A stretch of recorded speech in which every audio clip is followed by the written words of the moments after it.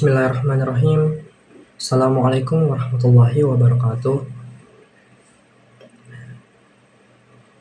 Sebelumnya perkenalkan, nama saya Muhammad Farid dari kelas 1B Teknologi Kimia Industri dengan NIM 4322508. Nah, pada presentasi kali ini saya akan membahas tentang pengolahan limbah cair secara biologis dan reduksi kandungan nitrogen dengan studi kasus pengolahan limbah cair pati secara aerob menggunakan mikroba Degrasimba.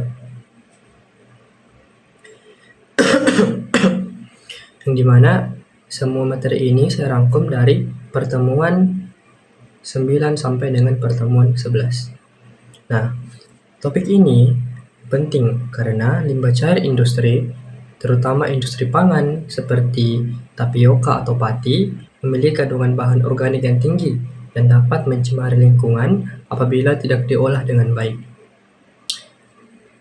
Dalam presentasi ini, saya akan menjelaskan prinsip pengolahan biologis, sistem aerobik dan anaerobik, proses reduksi nitrogen, hingga hasil penelitian terkait efektivitas mikroba Degrasimba dalam menurunkan COD limbah cair.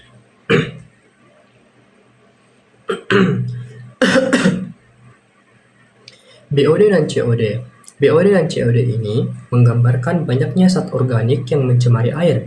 Jika limbah langsung dibuang tanpa pengolahan, maka oksigen di perairan akan berkurang dan dapat merusak ekosistem. Kondisi ini bisa menyebabkan kematian organisme air dan penurunan kualitas lingkungan. Selain itu, kandungan pati dan protein dalam limbah juga meningkatkan beban organik, sehingga memicu kondisi anoksia, yaitu kondisi ketika kadar oksigen di air sangat rendah. Karena itu, pengolahan biologis dipilih sebagai solusi karena lebih ekonomis, ramah lingkungan, dan memanfaatkan aktivitas mikroorganisme untuk menguraikan zat pencemar.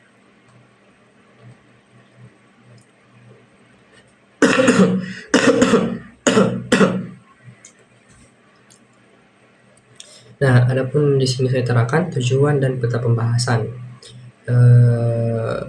Urutan pembahasan ini saya buat agar kita bisa memahami proses pengolahan limbah cair mulai dari konsep dasar, mekanisme biologis yang terjadi, sampai penerapannya di industri secara nyata. Dengan begitu, materi tidak hanya dipahami secara teori, tetapi juga dari sisi aplikasinya.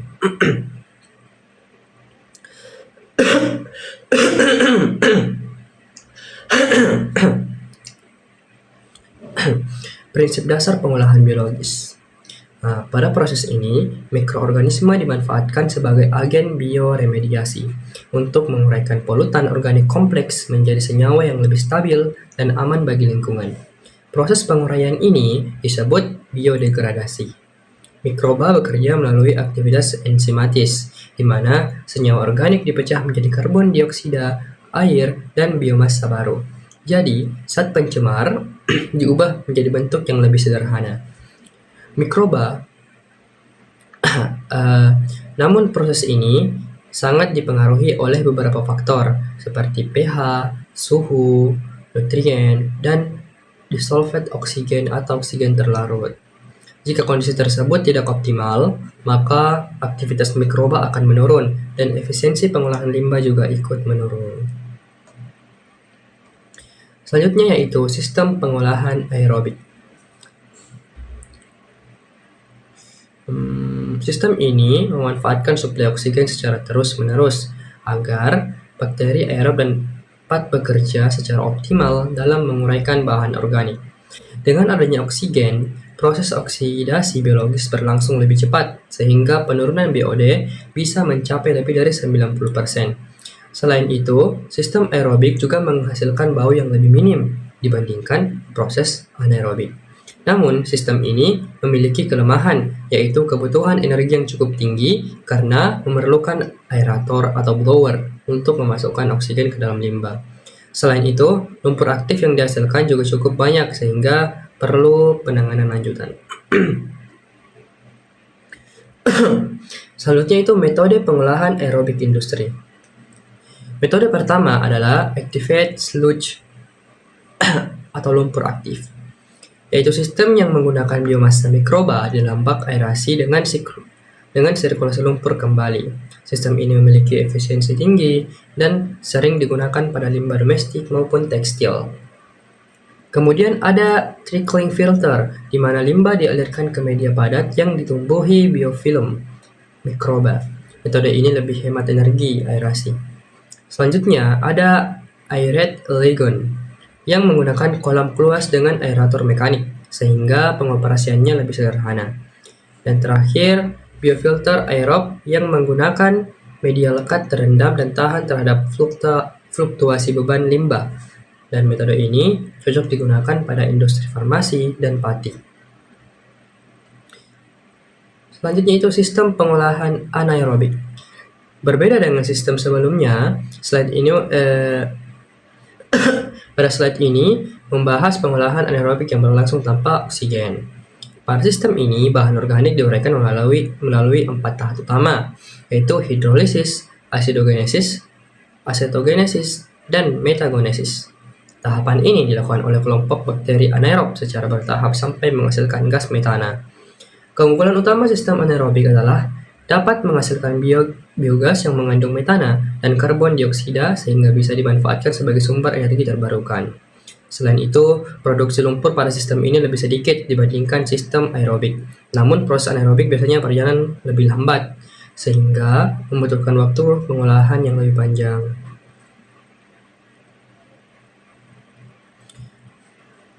Selanjutnya itu reaktor dan konfigurasi anaerobik.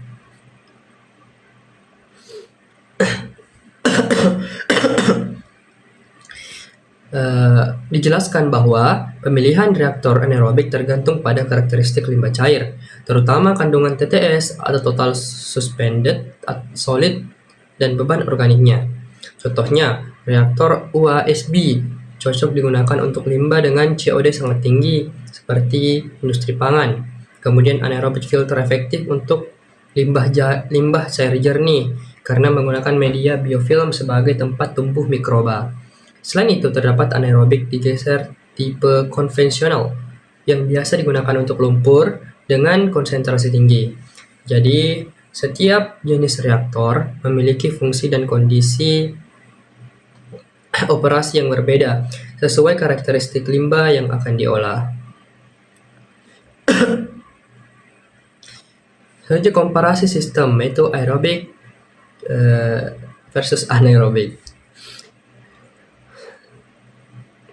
Pada sistem aerobik, oksigen terlarut wajib tersedia karena digunakan oleh mikroorganisme untuk proses oksidasi.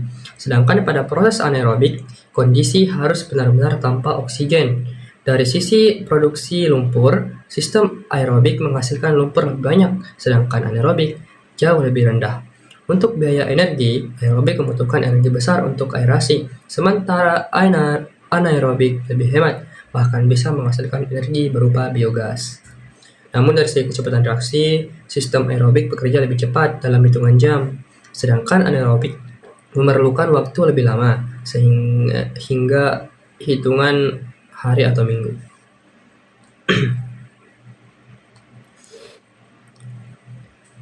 Mekanisme reduksi nitrogen. Selain menurunkan bahan organik, pengolahan limbah juga harus mengurangi kandungan nitrogen. Hal ini penting untuk mencegah eutrofikasi atau ledakan pertumbuhan alga di perairan. Proses pertama adalah amonifikasi, yaitu perubahan nitrogen organik menjadi amonia. Kemudian dilanjutkan nitrifikasi, yaitu proses oksidasi amonia menjadi nitrit lalu nitrat oleh bakteri Nitrosomonas dan Nitrobacter. Tahap terakhir adalah denitrifikasi, yaitu perubahan nitrat menjadi gas nitrogen yang dilepaskan ke atmosfer dalam kondisi anoksis atau minim oksigen. Jadi proses reduksi nitrogen dilakukan secara bertahap sampai nitrogen berubah menjadi bentuk yang lebih aman bagi lingkungan. Proses nitrifikasi. Nitrifikasi merupakan proses biologis yang mengubah amonia menjadi nitrit, lalu menjadi nitrat. Proses ini penting karena amonia bersifat toksik bagi lingkungan perairan. Tahap pertama disebut nitritasi, yaitu oksidasi amonia menjadi nitrit oleh bakteri Nitromonas. Tahap kedua adalah nitratasi, yaitu perubahan nitrit menjadi nitrat oleh bakteri Nitrobacter. Agar nitrifikasi berjalan optimal, diperlukan kondisi aerobik yang stabil dengan DO sekitar 2-4 mg per liter. pH-nya itu 7 hingga 8,5 dan suhu sekitar 20 sampai 30 derajat Celcius. Nah, adapun faktor penghambat nitrifikasi itu yang pertama adalah adanya toksin dan inhibitor seperti logam berat, antibiotik, atau senyawa beracun lain yang dapat menghambat kerja enzim bakteri nitrifikasi. Faktor kedua adalah kondisi lingkungan yang tidak sesuai, misalnya pH terlalu rendah atau terlalu tinggi, suhu rendah, dan kadar oksigen terlarut yang kurang. Selain itu terjadi juga akubantisi antara mikroba. Bakteri heterotrof tumbuh lebih cepat dan dapat menghabiskan oksigen. Karena itu perlu strategi pengendalian seperti peningkatan aerasi, kontrol pH dan suhu, serta pengurangan senyawa toksik sebelum proses biologis dilakukan. Selanjutnya itu proses denitrifikasi. Denitrifikasi merupakan proses reduksi nitrat menjadi gas oksigen melalui beberapa tahapan biologis. Nitrat diubah menjadi nitrit, kemudian menjadi toksik oksid, nitros oksid, dan akhirnya menjadi gas nitrogen. Berbeda dengan nitrifikasi, proses ini berlangsung dalam kondisi anoksik atau hampir tanpa oksigen. Selain itu, bakteri denitrifikasi juga membutuhkan sumber karbon organik sebagai donor elektron untuk menjalankan proses metabolisme. Melalui denitrifikasi, kandungan nitrogen terlalu dalam limbah dapat dikurangi sehingga resiko eutrofikasi pada badan air menjadi lebih rendah. Siklus nitrogen itu konteks proses. Nitrogen di lingkungan mengalami perubahan bentuk secara terus-menerus, mulai dari nitrogen organik menjadi amonia, lalu menjadi nitrit, nitrat, dan akhirnya kembali menjadi gas nitrogen di atmosfer. Dalam pengolahan limbah cair, instalasi pengolahan memanfaatkan proses tersebut untuk mengurangi kandungan nitrogen berlebih. Jadi nitrogen yang awalnya mencemari air, akhirnya dilepaskan kembali ke atmosfer dalam bentuk gas nitrogen yang inert atau stabil.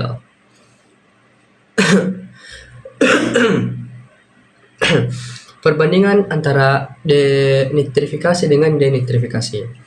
Nitrifikasi berlangsung pada kondisi aerobik dengan kebutuhan oksigen cukup tinggi, sedangkan denitrifikasi berlangsung pada kondisi anoksis atau hampir tanpa oksigen.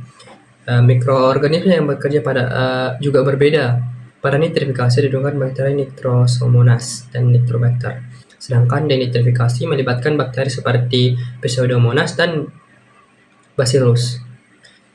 Hasil akhir nitrifikasi adalah nitrat, sedangkan denitrifikasi menghasilkan gas nitrogen. Oleh karena itu, dalam desain instalasi, pengolahan limbah biasanya dibuat zona aerobik dan anoksik, agar kedua proses dapat berlangsung secara normal atau secara optimal lah. Selanjutnya di sini saya akan membahas tentang studi saya atau artikel, yaitu pengolahan limbah cair pati secara aerob menggunakan mikroba Degrasimba. Adapun penelitian ini dilakukan oleh Maria Siti Akhiruliawati dan Sofiatul Amal untuk menguji efektivitas biodegradasi limbah tapioka menggunakan sistem aerobik lumpur aktif. Latar belakang penelitian ini adalah tinggi nilai COD dan BOD pada limbah tapioka yang dapat menurunkan kualitas air dan memicu eutrofikasi. Tujuan penelitian ini adalah mengetahui seberapa efektif Degrasimba dalam menurunkan COD pada berbagai variasi konsentrasi dan waktu tinggal. Grafik pada slide ini menunjukkan bahwa tingkat pencemaran awal limbah cukup tinggi sehingga diperlukan pengolahan biologis yang lebih efektif. Metode penelitiannya, yaitu tahap pertama adalah analisis awal COD dan karakterisasi limbah untuk mengetahui kondisi awal limbah cair. Setelah itu, dilakukan aklimatisasi mikroba agar mikroorganisme dapat beradaptasi dengan lingkungan limbah sebelum digunakan dalam proses utama. Kemudian limbah diolah menggunakan sistem aerasi lumpur aktif dengan variasi konsentrasi Degrasimba dan waktu tinggal antara 0 sampai dengan 8 jam. Setelah proses aerasi selesai, dilakukan sedimentasi untuk memisahkan lumpur dan cairan, lalu dianalisis kembali nilai COD dan MLSS-nya. Metode ini digunakan untuk melihat seberapa besar pengaruh Degrasimba terhadap penurunan pencemaran organik. Mikroorganisme dalam Degrasimba dan fungsinya.